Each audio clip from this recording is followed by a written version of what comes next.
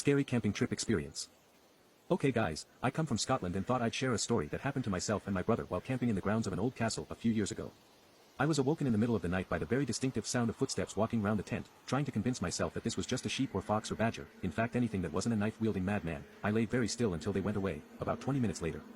The logical part of my brain was telling me that there was a perfectly ordinary explanation, and as such I did not wake my brother, who I was convinced would have years of fun taking the piss out of me.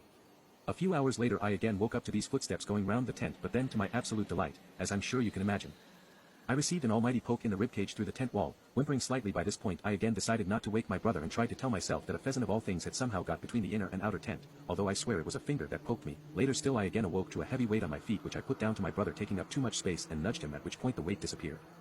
In the cold light of morning I had almost put it all down to an overactive imagination until my brother told me over breakfast that he had been kept awake for most of the night by footsteps going round the tent. He had also received a poke in the ribs and had seen the shape of a dog's head sort of melting through the tent wall.